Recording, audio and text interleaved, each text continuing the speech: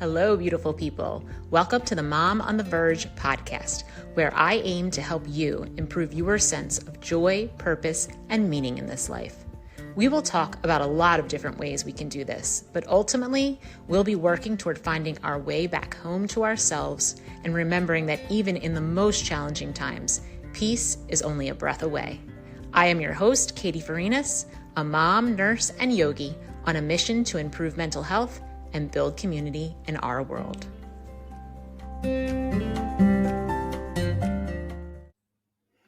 Hello, friends. This week I have Dr. Kirstin Lauritzen. She began her career actually as a chiropractor, but then became very interested in functional medicine. So she became a functional medicine provider who began working primarily with athletes, a lot of women, but women athletes. But once she became a mother herself, she really recognized what a powerful transition that is in a woman's life. And has pivoted and started really working primarily with mothers in the role of motherhood and how that impacts our body, like the health of our body, our minds, and the health of our minds and our souls, and how really those three things are not separate. They are one, and what impacts one impacts the other, and so on and so forth. So she is really passionate about that mind, body, soul connection, and how we can heal ourselves on a physical level when we heal ourselves on a mind level and on a soul level. So we talked about a lot of different things related to motherhood and how motherhood really changes us, and how, as a society, we don't really emphasize that, and we don't really acknowledge it, because motherhood seems to be something that so many people do. It seems to be so common, and it is so common, but just because it's common doesn't mean that it's not extraordinary, and that it's not sacred, and that there aren't seismic shifts that happen inside a woman when she becomes a mother. And if we don't take the time to recognize those and acknowledge them and work through them, we can experience a lot of different issues like health problems, physical health problems, mental health problems, and we can't grow and expand in the way that we're intended to do through this process, because we aren't aware of where we need to do some work that will allow us to grow and expand in really beautiful ways. And I really like the way Kirstin, throughout the interview, kind of reframed common things that we complain about in motherhood and helped me to see it in a more positive way. Like, for instance, she talked about how our brains literally rewire when we're pregnant. Like, they physiologically change when we're pregnant, so that we are prepared to care for this, newborn baby who is completely dependent upon us. And, as a woman who has gone through pregnancy, and I work with women who are pregnant all the time, and of course I care for women who are pregnant, we always talk about placenta brain, how we get forgetful, and we talk about these different things that happen to us, these different symptoms, so to speak, of becoming pregnant and becoming a mom. And we usually talk about them in not a positive light. I mean, we're frustrated because we can't remember all the things that we used to remember. We're getting stressed more easily, or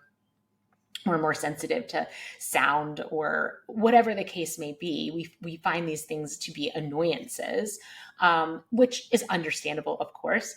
But it also can be flipped, and we can like see it as the miracle that it is. Like, yes, maybe we don't have quite the same memory that we had prior to pregnancy and to, being a mother, but our brains literally rewired to care for this human being. So that's pretty magical, actually, if you think about it that way.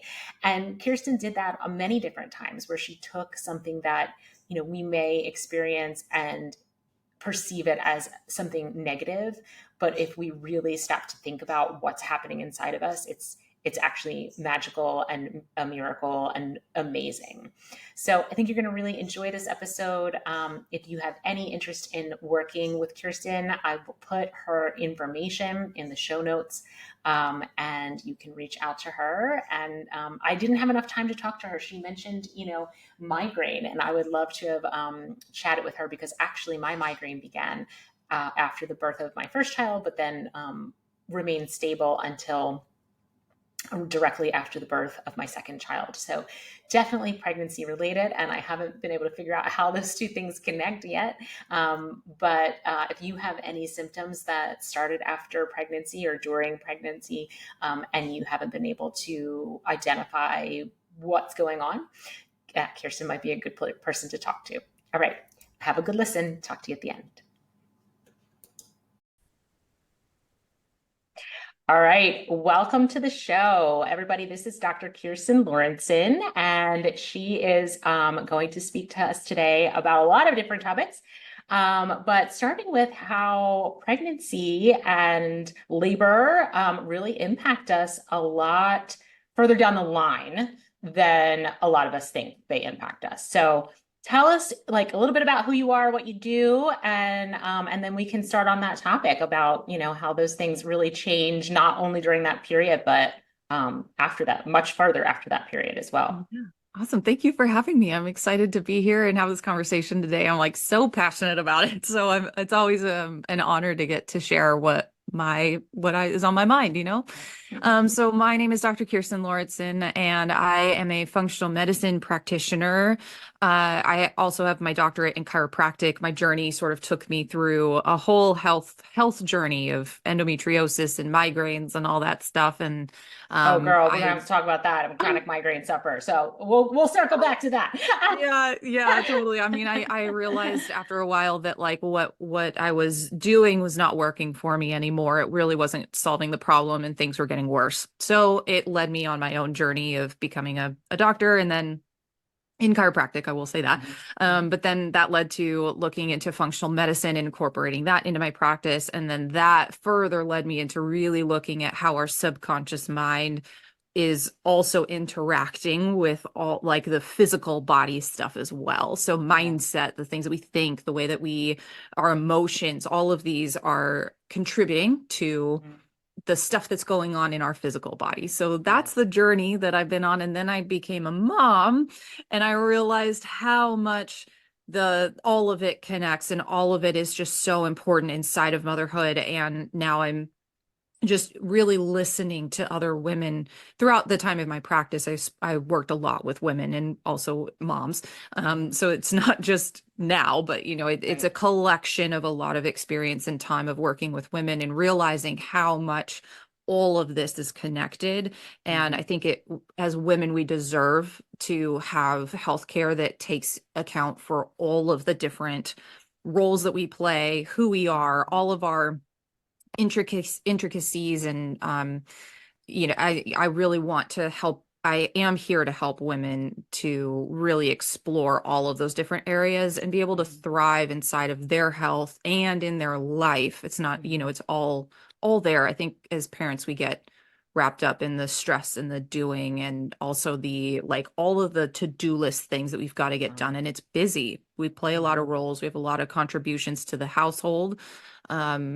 And how can we also take a little minute to maybe a larger minute to also, really get to know ourselves a little bit more, get to experience joy, get to be ourselves inside of that role, and maybe come at this from a bit more overflow than like at not enough in capacity. So yes, I love that. So what I'm hearing you talk about really is like the mind, body, soul connection, which is really like encompasses all of who we are, mind, body, and soul, which that last piece really is not talked about enough, in my opinion. And it is who we are, right? The mind and the body are just like, they're just like the three-dimensional version, that's put out into the world, but the soul is really who we are. So you're talking about that connection, and you're talking about the sacredness of motherhood, which is something that, motherhood is so common. Most women statistically speaking, eventually become mothers. So sometimes when something is so common, I think we don't always recognize it for how special it is, because it doesn't necessarily feel special in the sense that it is uncommon, but it is still incredibly special and sacred. And when we come to it with that viewpoint in mind, it takes on a whole different meaning to us, and we can operate with inside that container in a different way. So I love that. I love that. And also, I don't know if you knew this, we didn't talk about this before we started, but I'm a labor and delivery nurse and have been for almost 20 years. So, Oh, um, lovely. so, I love supporting women on their journey, but I can tell you in the traditional medical system, I see that there is so much that we just can't help women with because there's just not enough knowledge, there's not enough research, it's not that practitioners don't want to help their patients. They're using all the tools that they have in their toolkit to do their best for their patients. But sometimes, and I would say it's not uncommon, that there's not enough tools. Yeah. Because it's incorporating mostly just the body, a little bit of the mind, and not a lot of the soul at all. Mhm. And so I love what you're doing here because it's really bringing all those three things together. Yeah. Yeah. I'm Yeah. excited. So tell us about what happens. You get pregnant, like just physiologically, what you get pregnant, you go through labor, like what's happening in our bodies that we might not be aware of. Okay. So I think, yeah, so all sorts of things, right? I mean, not only are we changing as far as like our hormones are, and many women are usually aware, like, yes, my hormones are changing as far as Right. all of that goes, right? Yes. However, other things that are also going on there too is it's called matrescence, where our brain is literally rewiring. It's one of the coolest things neuroscience wise. I'm a neuroscience junkie, so I like love to learn all about the brain. But Same here. it's basically rewiring in order to make sure that we are able to take care of that kiddo, right? I mean, there's so many different things, but we're very connected to our kids. And the reason for that is because we are designed to do that. We are their sole well, I mean, usually we have partners or spouses, but we Right. are there to make sure that that kid lives. Mm-hmm. So it's, Right. yes, as much as it is a very logical thing, it is also a very physiological thing that does happen. And that's the reason why uh, women can like look back and say, yeah, I became kind of a different person inside of motherhood because you did. Right. That is not imagined. No, Yeah. like you did. That's what Yeah. that's what motherhood is supposed to be. But it's also often too why sometimes women will look back and say, gosh, sometimes I just wish I could go back Mhm. to before motherhood because Yeah. things were simpler, or gosh, that this is where I felt the best. This is where my Mhm. health felt the best. This is where I knew who I was. I was in Yeah. such a groove at that time, and then everything got turned upside down, and Right. I don't know if we always are anticipate how much change will happen inside of motherhood because as you Mhm. mentioned at the beginning, like it's just so common. So Right. many people become moms, but we don't speak to the changes that often happen that I think catch a lot of women off guard as far as like, Mhm. gosh, I didn't realize how much would change. Yeah. And we don't know what's going to change. We can't control it for any of that. So, Right. while I am and have created resources for women to be able to prepare a bit more, Mhm. this is also where, finding support and things like that can be just so critical Yeah. because doing it all on our own sometimes is just it's a longer journey and a harder journey. Yeah. Anyway, so there's a lot of things that change inside of pregnancy, then with labor in and of itself, and also on top of that too, pregnancy wise, our GI tract microbiome changes. It shifts Mhm. so that we can be able to gain a little bit of weight, right? To be able to support that pregnancy. Different types of bacteria literally get higher and others get lower so that we can take on a few more calories from the food Mhm. that we eat, Mhm. that then allows us to gain weight, which is Yeah. important to sustain that pregnancy and also the breastfeeding phase afterwards as well. So we Mhm. see so many different physiological changes, not to mention the blood, our blood volume increases, right? So Mhm. physiologically. Yeah. So much changes. Then we go through labor, and that has its own changes that happen there too, right? We not only is it physiologically a strenuous activity, but Mhm. also we are like experiencing an expansion. And Mhm. on a soul level, we are opening up a portal for a life to come through, which is just so big. Like, I don't Yes. know other Yeah. words to explain it. Yes. It is a huge thing that happens.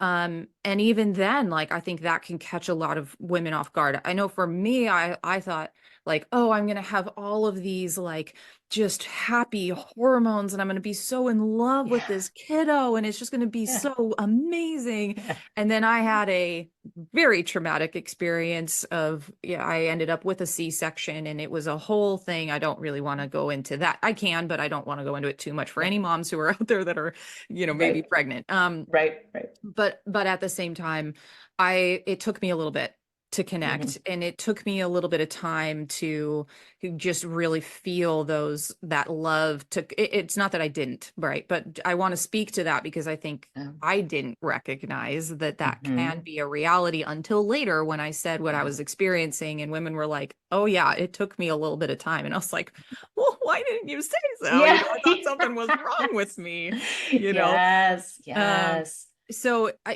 there's so many changes that then happen there, and not to mention all of the hormones afterwards. It's such a fast time that our hormones immediately shift. There's no other time in our womanhood that our hormones ever shift that quickly. And then they can continue to be quite a roller coaster for an entire year after Mm. birth, if not a little bit longer, Yeah. so especially if we're breastfeeding. Mhm. So there's that, and that includes the thyroid, that includes estrogen, that includes progesterone, all of these different types of hormones that are doing all sorts of different things. And then we layer on the expectations, the stress, Mhm. the obligations, well, I thought I was going to lose the baby weight. I thought I was going to shift back to who I was beforehand. I thought I was going to, be able to manage all of these things and go back to work and do all of this. And now I just realized, like, holy smokes, this is a whole different experience than what I thought Yeah. it was going to be. And I Yeah. don't want to go back to work now. I don't want to, do all these other things. I mean, that's life and world changing when you went into something thinking one way and then realizing, like, I'm not that person anymore.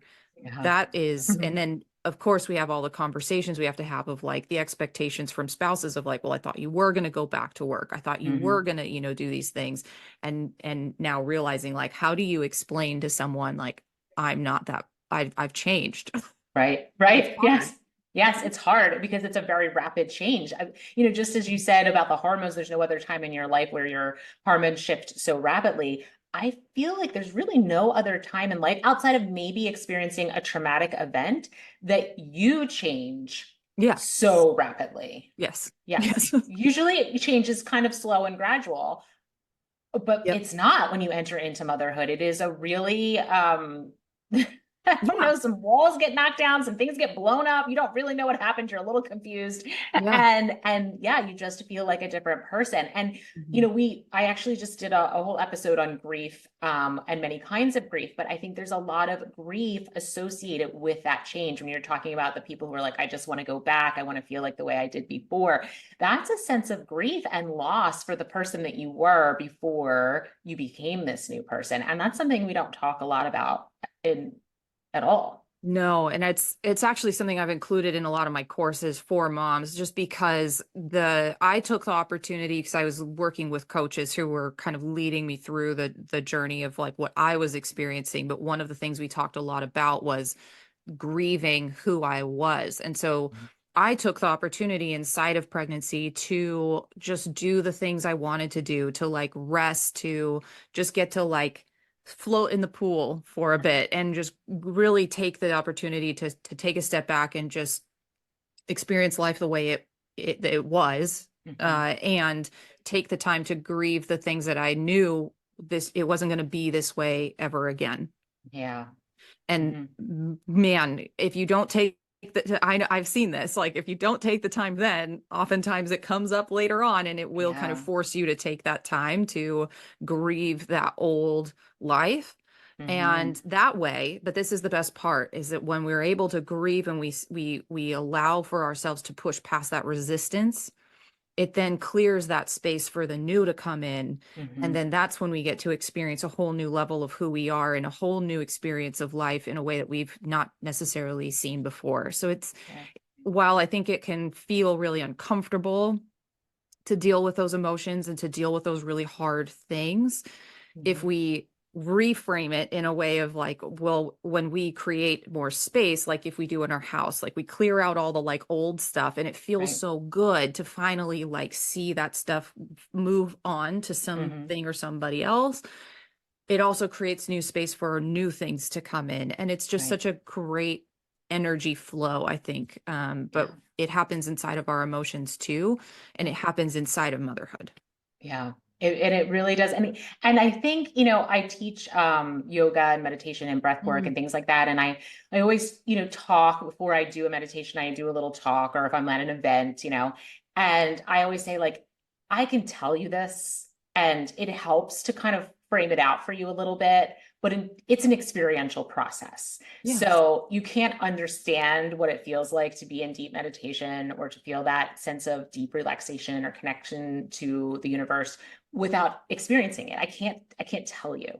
And so it's the same with motherhood. We can beforehand, and I wish I had, because I was like, oh, I'm just gonna have this baby and I'm just gonna go back to my life. Like, I mean, of course, there's gonna be Yep. the baby and I'm gonna need to take care of the baby, but I was fully and wholly unprepared for the seismic shift that occurred Yeah. after having a baby, and then felt that there was something wrong with me because I also took some time that I always felt very like I needed to care for my baby. Like I felt very strongly to protect her Yep. and feed her and make sure that she was safe and warm and fed and blah, blah, blah. But that like warm, fuzzy feeling didn't come for a while. And then feeling a lot of guilt about that. So, Yep. it's even if so I was completely unprepared. Now, like what you're saying, I think is a fantastic idea for mothers to kind of recognize this, that this is going to happen, kind of maybe grieve it a little bit before it even does Yeah. happen. Recognize that although, yes, this is a loss in a sense that you are grieving, there's this other bigger thing that's coming, and that's just like the next step on your journey, and it's okay. But until you actually experience it, it's hard to truly understand. Yeah. Yeah. Yeah. And shifting a little bit too, maybe even into some of the health things that can come up with this as well. I think part of becoming a mom is opening up to receive. Hmm. And sometimes, and just as you were just explaining here too, like you think you're going to be going back, you think you're going to be going back to that old time. The I think the blessing in all of it is that when we actually open up to the change and we stop resisting the change, Hmm. it allows us to receive this new thing. And inside of motherhood, so many seasons change, right? Like we've got to be Hmm. able to adapt, we've got to be able to flow, because kids are in a constant state of change, which Yes. means that we're going to be in a constant Constant. state of Yes. change. Yes. And change is uncomfortable. Yeah, it's Yeah. so uncomfortable. So, and even in those, and you even spoke to this a little bit of like when kids are growing up, we're changing and growing along with them. So Mhm. being able to actually take that time to grieve the things that we're letting go of, to grieve the things that we're, now shifting into a new phase, to Yeah. maybe see the resistance as places where we can maybe dig or learn a little bit more about who we are, but not Right. necessarily stay stuck in one place, because that can just create all sorts of difficulties and challenges of flow in an already challenging and difficult time. Yeah. Um, I think that's also where the body physical chronic stuff can start to come in, of the stress being super high, being super fatigued, having low energy, sleep imbalances, mood and anxiety issues, GI like bloating and all of that. Like from a physical standpoint, when we kind of feel resistant and stuck in something, some of these chronic conditions can be around for decades, Yeah. of not Hmm. being able to find resources or ways to get through them. Oftentimes too, that's reflected somewhere in the subconscious mind of being like, you need to learn, you need to move past whatever this is that we're wanting you to learn. Yeah. And looking at motherhood sometimes is one way to kind of get some data as far as like, where am I feeling stuck? Where am Yeah. I creating a bit of this in my life so that I can learn what I need to learn so I can then move and open up to receive what I want and then move into that next Yeah. expansive state or stage of where I'm headed. Yeah, I love that. And as you're talking, I'm kind of creating a visual in my head because you talked about how, when during birth it's like a portal opens Yeah. up, right? But I feel like the portal is the perfect size for having a newborn baby. But as you grow or they grow, that portal wants to keep opening and expanding and getting larger and larger. And that's how we receive, right? Because we have this stuff that's trying to come through this portal. But if we are resisting our portal opening, then there's a jamming. There's a jamming of what's trying to energetically come through that, you're Mhm. trying to like put a fire hose worth of spiritual energy into a pinhole. It just can't, Yeah. just can't get through. So we have to drop that resistance, which can be really hard, really hard. So hard. Yeah. So hard.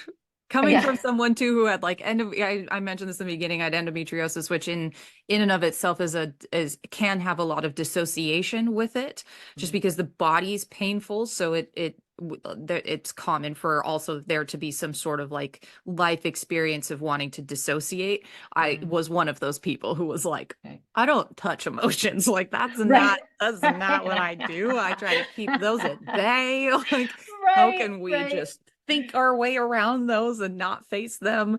Yeah. So I had a lot of resistance in my own life, but that was the very critical key that helped me heal. So I'm Okay. pretty passionate about that. So do you help your patients with that too? Is that what Yeah. part of what you do? Okay. Yeah. So So how yeah, do go ahead. patients come to you? Like how do they first, come into your office and then where do you take them on that Yeah. journey? So if they're in Oregon State, then according to like my license, I can work with them from a functional medicine perspective. So they come usually with, I have something like a lot of gut bloating, or I have it's very clear that my hormones are not okay. Everybody keeps telling me I'm okay, but I am not okay. Hmm. The labs are all reflecting normal, but that doesn't make any sense because all of these symptoms are happening and this is not normal for me. Hmm. Could be like, again, the sort of like weight gain that can sort of happen when we have hormone or thyroid imbalances, energy issues, waking up in the middle of the night, potentially multiple times, or not feeling rested at the, beginning of the day, not being able to fall asleep because the brain is just so active, Hmm. um, anxiety, overwhelm, burnout. I mean, gosh, we can, and any sort of gut stuff, IBS, IBD, any of those types of things. Functional medicine tends to have a range that we see. Hmm. Um, but a lot of it just comes down to looking at each system. How is the heart cardiovascular system doing? How is the liver doing in processing? Does it have enough nutrients in order to get those toxins and daily things that we are exposed to out? Hmm. Do we have Hmm. open detoxification pathways? Are we bringing in vitamins, minerals, proteins, carbs well, or do Hmm. we have some deficiencies that are then potentially, leading to some hormone imbalances? Are we activating and spiking our blood sugar all day long, which are also contributing to hormone imbalances? Do we Hmm. have brain fog? Are our mitochondria, those powerhouse energy systems inside of our cells, do they have what they need, the antioxidants to do their job? Functional medicine in and of itself is just looking at that whole system, the whole hmm. body, and also with emotions, also with mental stress and the Hmm. spiritual side, taking a look at the body from a very, very holistic perspective. Hmm. And what I do is I look at all of that physical stuff as far as how can we support the body that way: nutrition, exercise, lifestyle, sleep, all of that, plus Hmm. supplements where needed. And then how can we also combine that subconscious side of what else is going on in the mind, the emotions, the spiritual Hmm. side that are contributing Hmm. to that the physical functional side as well, looking at all of those bodies, establishing balance inside of all of them. Yeah. For my moms and women who are out of state, I can pretty much only talk to like nutrition, sort of like health coaching ways. And I just dive fully into that subconscious piece. So Okay. looking at what's going on in the subconscious mind that's creating and contributing to anything that's going on in their life, but also in their health as well. Okay. That is fascinating. And, there's such an interplay. So what you're saying is that things that are going on at the subconscious level or at the emotional level could actually be creating physiological changes Yeah. in their body that is creating health issues. Yeah, I have a great example Yeah. of that. So Okay. if anyone out there listening right now thinks of a time where they were like really nervous, or like let's picture, a lot of people know like going on stage or going up in front of a cup of somebody or a group of people and feeling really really nervous. Oftentimes we have that like immediate response of either like sweating, or we start realizing like I got to go to the bathroom, whether that's number one or number Right. two. Right. But like, Yeah. you get those physiological changes that are very evident. Is some people, their just gut starts moving really, really quickly. Like they got to just empty everything out. Right. That is the physical body responding to an emotional state that's going on in the mind, in the brain. Yeah. Your neurotransmitters, your hormones are felt by every single cell. So your whole body is responding to that physiological state. But Mhm. then when we think of maybe a time when we're really happy, and this is also where it comes in, this with like meditation and yoga, when we get into those states where we can be calm, where we can be rested, where we can express or feel love or joy Mhm. or connection or happiness, all of those states are also going to then be felt inside of the whole body as well, which Yeah. is why people can often go from feeling just so strung out and tired and exhausted, and then going through a meditation or yoga and movement to move a lot of those things out of the body, and Mhm. then coming out of all of that feeling so rested and feeling so rejuvenated. It's a Mhm. physiological change, but Right. we're not changing anything really specific in the body. We're Yeah. changing what's going on in the mind. Right. So if we have Yeah. trauma from labor, birth, that we've never processed, if we feel Mm. like we've stored beliefs like my body betrayed me, like my body didn't do what it was supposed to do, very common with C-sections because Mhm. you didn't go through the fit like the normal vaginal birth Right. stage, Mhm. um, which is not, these are all beliefs that people that can be stored and created, Yeah. and then they can lead down the line to like not feeling enough or not feeling like we are worthy of whatever we want to create. We can often see any of these beliefs can then basically create what's going on inside of the physical body. So Yeah. this is how the mind, this is how what's going on in our brain can significantly impact what's going on in our physical body. Yeah. And another really great example, and it's funny because I use this for meditation as well, as visualization is a type of meditation. And I talk about how powerful our thoughts are, and our thoughts Yeah. really are, they're more powerful than really I think any of us can truly understand at this point. But a very simple example is if you think about, you just take a moment, close your eyes and think about eating like your favorite meal, right? You can really visualize it. Maybe it's a burger, juicy burger, it's dripping with the grease. It's, the soft bun, you got this crispy fries next to it. Your mouth will start to salivate, right? Your stomach will start to rumble. Like your body will respond as if you are literally eating that burger. Mhm. And that's just one tiny little example of how powerfully our minds impact our bodies. But what about when you're talking about the subconscious beliefs? Like how do you help women get to those, right? Because we can train to, become more aware of our thoughts, but what about those patterns that are, churning inside of us underneath the surface that we may not be aware of? Yeah. So ways that people can do this on their own is journaling is a really great way to get started. And I usually start with taking just an inventory of what are the things that you're feeling or what are you thinking throughout the day. Just taking a step back and sort of auditing, like, Yeah. how am I going throughout my day, and Yeah. taking a more of a curious standpoint than a judgmental one, of just, Hmm. I'm just curious. So when I go to drop my kids off, when I hear the baby start to wake up, when I need to go and make dinner, when I need to do all of these things, what are the thoughts that are coming to mind? Do I get to the stage of like, gosh, I have to go take the kids to do their things, or gosh, I'm getting really frustrated because I want to finish this one last thing before the baby's, but now she's Hmm. waking up. So now Hmm. and then Right. do I not want to make dinner? Am I really, fighting doing that? Inventory, getting Hmm. data. How am I flowing throughout my day? Am I thinking a lot of negative things? When I look in the mirror, am I saying negative things to myself? Do I Yeah. not like the way I look? Again, no judgment, just curiosity. Hmm. Because when Hmm. you start to take inventory, now you're going to start seeing, okay, well, maybe this is why this is the way, like, this is how I feel about my life and about my day, is because that's literally how I'm thinking. Hmm. So that's one way.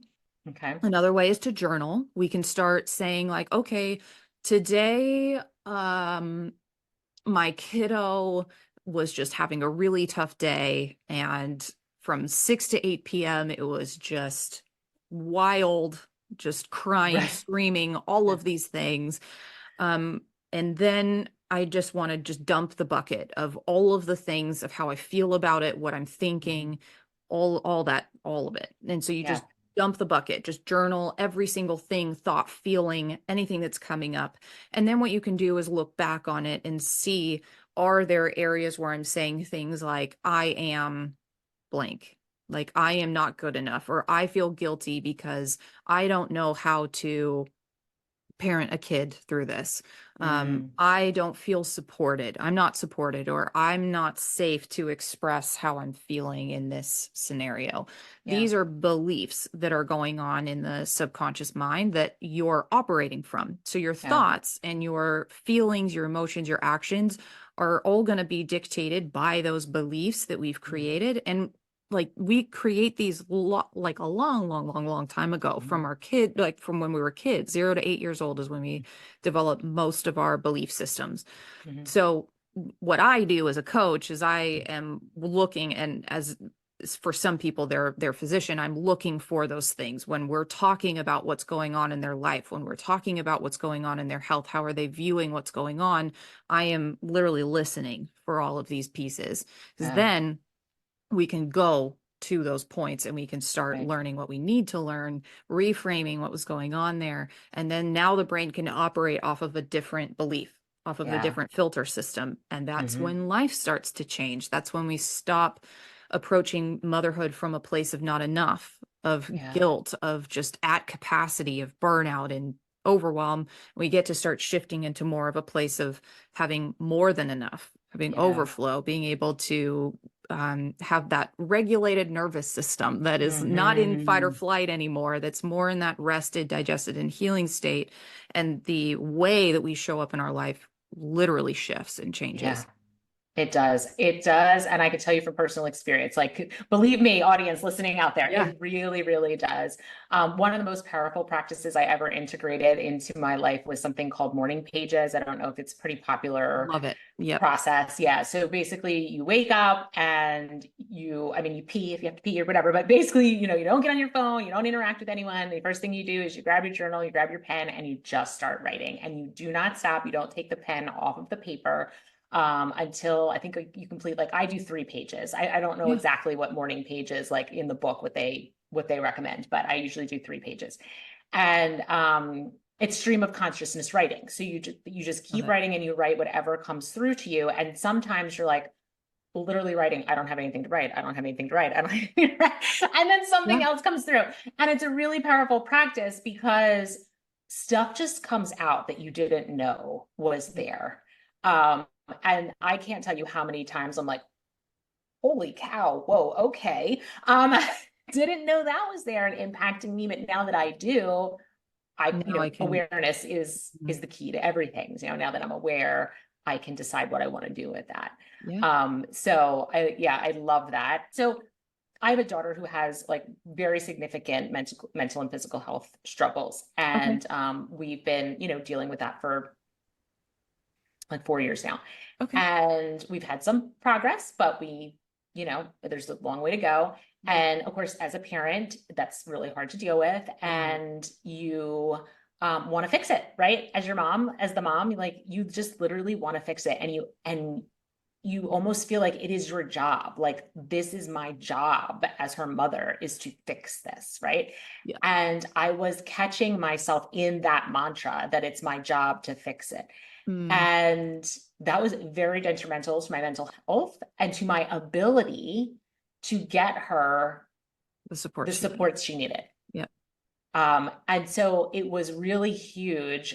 That's just one example. It was really huge when I realized, like, I'm coming at this from this angle of like, it is my job. I have to do it. And if I don't do it, I'm not a good mom. Yeah. Who am I? Right. Yeah. Yeah. Yeah. So these things really run our lives when we're not aware of them. They do. They do. And coming from a kid, like my experience and only I've had a few conversations with my mom as far as what she experienced during the time that like I was going through a lot of my hard stuff and going through just all sorts of, as we talked about, just a lot of physical health things.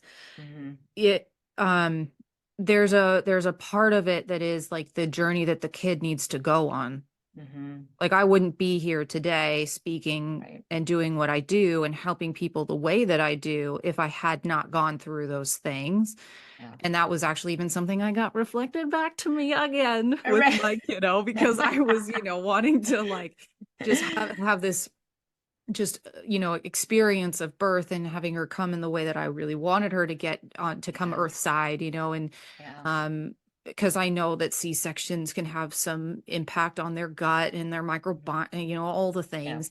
And Right. it was just beautiful just because my one of my coaches was like, well, what if this was just the way that she needed to come Yeah. into the world, and this will be something that will it could or could not. I'm not going to Hmm. project anything, but what if this is just something that is her way Her of what she journey, her needed to approach. get here in Yeah. that way. Yeah.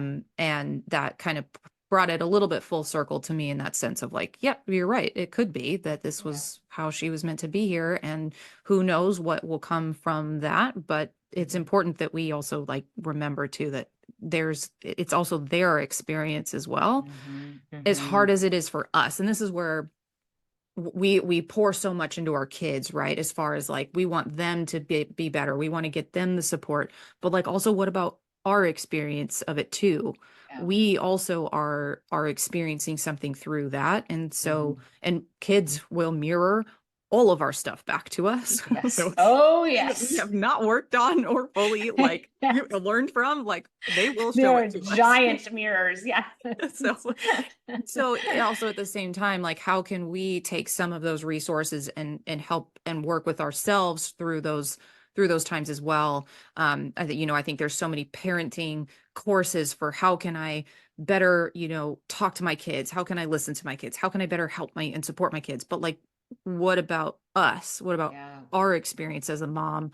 That was the missing gap that I saw, and I was like, well, I'm gonna fill that. I'm gonna Yeah. make resources for moms for that because we also deserve to be supported through these times as well.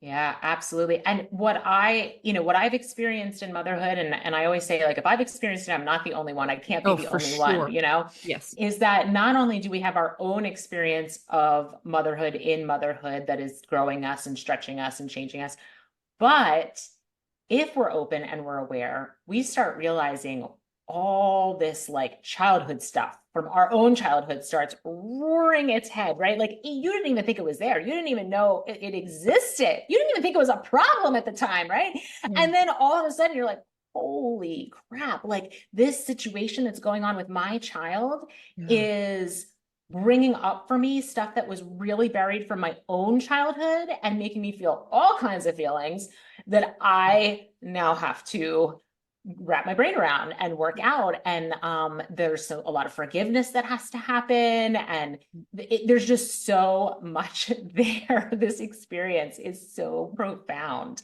Mm-hmm. But that inner child part is Mm-hmm. something we also don't talk a lot about Mm-hmm. in the motherhood space. Yep. Yep.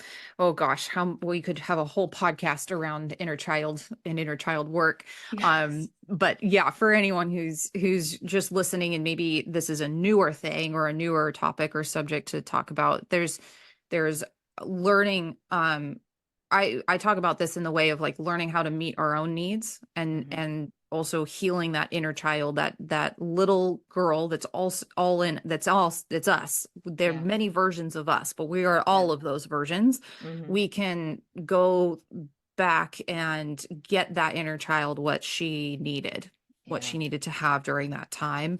Mm-hmm. um and whether it's forgiveness, whether it's love, whether it's knowing that she is worthy, that she's enough, that she matters, that she's Yeah. connected, that she deserves to be heard and Yeah. deserves to be listened to use her voice. All of those things are needs that we need to have met.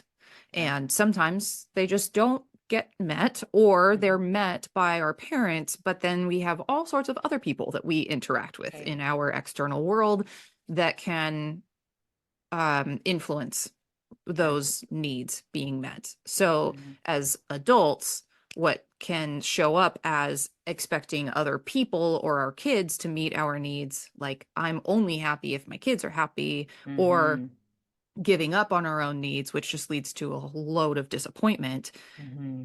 If we can shift to meeting our own needs and healing that inner child and getting her what she needed, knowing that now I can meet those needs myself, the experience we have in life is far different than expecting other people or Yeah. areas to do it for us. Yeah. Because no one and nothing could ever do it. No. It's pouring into a bucket with a hole in the bottom. Like you're Yeah. never going to fill that bucket. Right. You can only ever fill your own bucket. Right. And that does take some work, like we're saying, because, I think a lot of parents go into parenthood recognizing there's certain things that their parents did that they felt wasn't right or felt could be Oh done yeah. better, or whatever the case may be. And so they make a conscious decision, like with my parents did this, but with my child, I'm going to do it this way. Which there's nothing wrong with that. And I Mhm. have, done that in my own parenthood journey. But there's a reason why you're saying that, right? There's a reason why there's some inner child work that needs to be done. If you're saying that, and I'm pretty sure every single parent on the planet has said that about some aspect of parenting, there is some inner child work that needs to be done around that. And just because you make that decision and you think it's the right one or a better one than what your parents did, doesn't mean your child's going to think that. Right. So they're having their own experience, just like you said, we're having our experience and they're having their experience, and they're not the same experience. Yeah. And so, it's the gray of parenthood. I always say that, like, Mm. it's just all gray. Like Yeah. there, and gray is like the change we talked about. It can be Yeah. very uncomfortable. Yeah. Yeah. I say that it's in the gray that we can find a whole lot of love, Yeah. a whole Yeah. lot of A lot of love. compassion, Mhm. understanding. Mhm. Yeah. Yep. Mm-hmm. 'Cause I speak a lot to like the all or nothing. Like we've got to be either all in all of the time. It's like we got to be just so perfect. It's got to be exactly this way or not at all. But it's Mm-hmm. in the middle of that gray area, which is where parenthood literally is. Yes. Yes. Is where we find the Yes. love for ourselves. It's where we transform our relationship with ourselves. That's where we Yeah. find love and connection with others, and just so much more flexibility and adaptability that is essential inside of Yes. motherhood. And I just love Yes. all of Yeah. them. And that's where I feel like community is so important, because Yeah. it is all in the gray and it is not Yeah. black and white. And it is so wonderful to have a community of moms to be like, hey guys, like this is what's going on. What do you think about this? And it Yeah. doesn't mean that their answer is right or wrong. Again, it's all in the gray, but you can at least hear their experience and their perspective. You can integrate it into your thoughts. And then, I do a lot of intuition work. So then you can move from your I intuition. was just going to Uh, say that. yeah. I'm I'm a huge intuition girl. Yeah. And that's a practice also, which we could spend a whole, we could spend a whole Yep. hour talking about. But that community is amazing because first of all, it tells you you're not alone, right? You're in this struggle, but we're all in the struggle. We're all in the gray. We're all learning. We're all growing. Like it's okay, right? I give you permission to be in the gray. Yep. And we love you anyway, and you're doing a great job. And these are the things that you can think about, take it or leave it. Yes. Yes. Let's take that pressure, that perfectionism off. Like I'm all here for that. Yes. Yes. I interviewed a woman. Her podcast is called the Unperfected Pod. And it's Oh, literally about that's oh, her whole focus, is helping moms to unperfect their life, because I love it. that's how we can be happy and joyful and on Yeah. purpose and in alignment, is when we are unperfected versus trying to be perfect. All right. Mhm. I want to be mindful of our time. I have one last question for you. So these women come in and they're struggling with a health issue, but we're working with mind, body, soul. Yep. But this work that we're talking about, whether it be journaling or meditation or just reflection or whatever it is, takes some time. And moms are very busy and often resistant to taking the time for themselves. Yep. So, how do we get past that as moms? Okay. I'm going to give a couple of different suggestions. Okay. Number one would be actually looking at that itself. Like, I don't have time for me. That's a number one belief right there to look at for anyone who's Mhm. like, I don't have time. Just explore that a little bit more. Let's Yeah. journal a little bit more about like, I don't have time for me. Is it that we're not feeling worthy, that Mhm. we deserve to have time for ourselves? All of the above. You can just kind of explore that a little bit more. On the second side, there are a lot of expectations that we put on ourselves of how we need to show up in our household, how we contribute to the household, Mhm. that mm, are worth looking into a little bit more, and Mhm. exploring that side a little bit more of, do I have to actually be the one who does all the things? Yeah. Yeah. I don't know. Explore it a little bit more.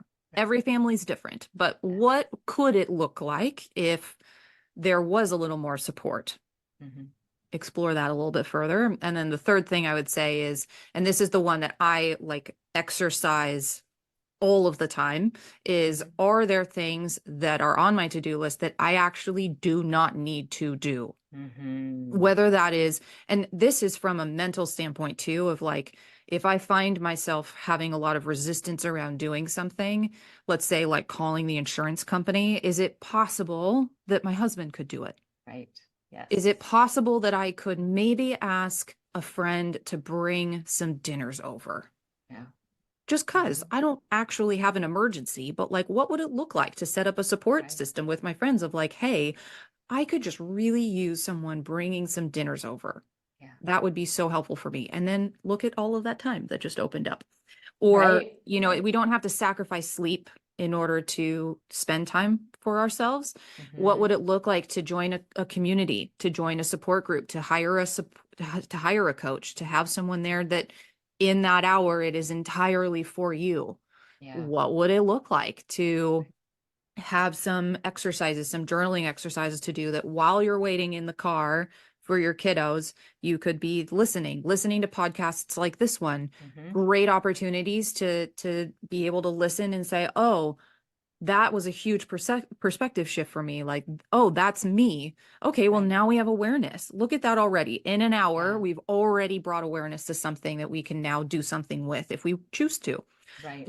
So those are like what I would say is, I think a lot of women have more time than they think. It just might take a perspective shift of just Yeah. realizing that, like, even in the car when you're going somewhere and you're listening to a podcast, that's time for you that you Yeah. can take. Mhm. So, Or when you're folding the laundry or walking or the when you're full, dog, exactly right? all of the above, right? There's Three so stones, many. what do they call it? Kill two birds with one stone. Like you Yep. walk the dog, you got exercise, and you got enlightened all in an hour. All in an Ah, Sure.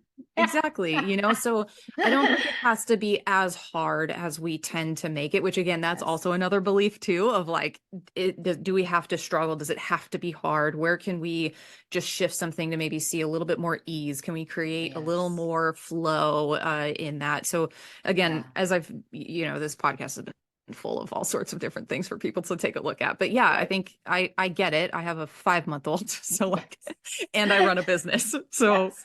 time is like something that oftentimes feels like it eludes me. Yes. However, as we mentioned, there's so many different ways that we can actually uh, gain back more time. And Yeah. sometimes that's even in embracing the no of saying like, Yes. hey, you know what? No, I don't need to do that. Yeah. This would be more helpful for me right now. Yeah. The no's are actually how we buy back more time. Yes, absolutely. I have my clients do a little exercise where I have them like write down everything you do every day or most days. Yep. Okay, now write down what could be farmed out to somebody else, whether it be your kids if they're older or a Yep. partner or whatever. Write down what you really need to take care of, like circle the things that like this is kind of really my job to take care of this. Now, how about you scratch out the things that if you didn't do, the family wouldn't fall apart, the house wouldn't fall apart, like, and probably no one would notice, right? No one would Yeah. even notice in your family that it didn't get done. Yep. Those are your first, those are your like low hanging fruit. Like Yep. say goodbye to those. That's a mental construct. And I think that, like you said, that mindset piece and maybe journaling and questioning about, why do I think I don't have enough time and that I'm not worthy of putting time into myself. That's, Yep. I think, the biggest piece. And if we can get people past that, then the space opens up. Magically, the space somehow opens up. And when you take that time to do those things, you move from flow. And so then everything happens more easily and faster and Mhm. easier and all of that. That's a great point. I just want to highlight that too, though, of when we do create that space, also create the intentions of what you like, frame it out, set the tone for where you want to go, because that space that you just created can get filled just as quickly as you created it. Yes, a So, hundred so, percent. Yeah. so find whether it's the Yes. discipline or whatever you need, maybe it's a Yes. schedule on the calendar, like make sure you actually set the Yeah. intention, even if it's 10 minutes that like that is your 10 minutes and treat it as if it's anything else that you do on your calendar. It is Yeah. like sacred time, as you mentioned at the beginning. It's that sacred time for you and Hmm. hold it as sacred time, because Yeah. when you say that that's what's important to you, guess what happens? Like your body, your brain says, oh, I'm important too. Yeah. And then now that starts to shift. It actually Yes. says no longer am I going to be rolling over myself to meet everybody else's needs. And Yeah. now I'm going to take that time and hold that as time for me, even if it's like 10 minutes of just like sitting in Yeah. silence, of just like, Yes. oh, beautiful That's time, beautiful. It's a beautiful time. whatever it is. Absolutely. And Yeah. really what you're doing is you are creating a contract with yourself or a Yes. relationship with yourself when you're saying that. You wouldn't put Mhm. something on the calendar to meet a friend for coffee and then just flake on your friend and not show Right. up. Like there'd have to be something really big happening for you to say, I can't make it. Yeah. So our relationship with ourselves is just as important, more important than our relationship with even our closest friends and family. So yeah, putting that on the calendar and acting like it is a relationship with yourself that you are tending to. You're watering that garden and letting it grow. Mm, Yeah. love it. Love What it. a great way Oh, to kind of round this out. yes. Thank you so much for being here. As I always say, like every single guest, I'm like, I could talk to you for 3 more hours. I Like, know. there's It's great so though. much that we could cover, but thank you so much for everything we did cover and for the work that you're doing. And I will make sure to put in the show notes all of your contact information so that people can reach out to you, follow you on social media, work with you, all the things. Okay. Thank you so much. It was such a pleasure being here, truly. Oh, it was a pleasure having you. Thank you so much. Bye bye. So, we covered a lot of ground in that conversation, and we actually even touched on some topics that I have episodes around, like grief and the different ways that grief shows up in our life that we may not recognize, and matrescence. I have a whole episode on matrescence. So, if those two topics are of interest to you and you'd like to learn more about them, then check those episodes out. But we covered a lot of topics, but really, I think the main theme of the conversation is that we are not a mind, we are not a body, we are not just a soul, right? We are a soul that has a mind and a body, and one thing cannot be, peeled apart from another. And when we try to do that and treat symptoms in isolation, we're really ignoring a big part of the picture. So I hope that you heard a few little tidbits that were helpful to you, a few little exercises that we mentioned that could start helping you to move toward a path of more cohesiveness, right? Where mind, body, and soul are cohesive and one unit and operating efficiently as one unit. One of the exercises that we mentioned, and I'll offer this to you as your mindful moment invitation for the week, was morning pages. Morning pages have been really instrumental in my process, and that's, in case you don't remember, it's when you wake up in the morning. You're pretty much first thing out of sleep. You can get up and go to the bathroom so that you're comfortable, but you try not to interact too much with people or pick up your phone and start scrolling. And you just commit to writing 3 pages in a journal nonstop. And that means nonstop means that even if you run out of things to say and you're like, I don't have anything left, I don't think I have anything left to write, then you write that. You write, I don't have anything left, or I don't have anything to say. You just keep writing until you fill those 3 pages. And it's amazing how you can think that you don't have anything left, but after a few times of writing that, something else pops up, something else comes up. And it's a really powerful tool for self-reflection and starting to become aware of what's happening in your subconscious and your limiting beliefs and just what's going on underneath the surface. It's a very powerful tool. So I invite you to give that a shot this week. And as always, I will give you a few extra bonus mindfulness exercises in the newsletter. If you haven't already signed up to get my Discover Your Dharma workbook, I highly encourage you to do that. I think for me and for many people, when we feel like we are not living our life's purpose, it is really painful, and it's again this mind body connection. It causes actual physical symptoms. You might feel like you're just always tired all the time. Life just feels kind of like blah and numb, and like it's lost all of its magic. You feel like you're adrift, right? You're just kind of drifting in the wind, and like life is pulling you from direction to direction without any control on your part. You can feel mildly depressed. You can feel purposeless. You can feel off balance. There's so many feelings that come along with not knowing what your soul was sent here to do. And I don't necessarily mean that in a job, a way of a job or a career. It could be that.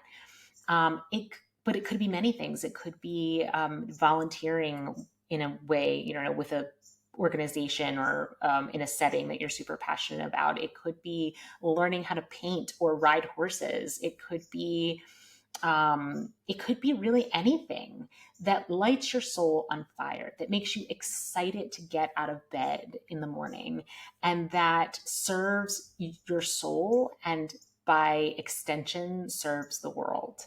So if you feel like you've been a little adrift, not really sure why you're here or what this life is really all about and what your purpose is, download my workbook. You can get it off my website. You can get it off the show notes of this show under the Linktree link. And just take some time. It's 5 paths to your Dharma. So I give you 5 different areas to explore, and then 5 different exercises, one for each area. Take a weekend to do it once a week, and take 5 weeks to do it. Like, you can do it in any way you want, any way that fits into your schedule. But just take some time, give yourself the gift of that time of self exploration. It's the first step. That awareness is the first step of unifying mind, body, and soul. All right, guys, have a wonderful week. Look forward to my email related to this show, my newsletter, and I will see you next week. Bye.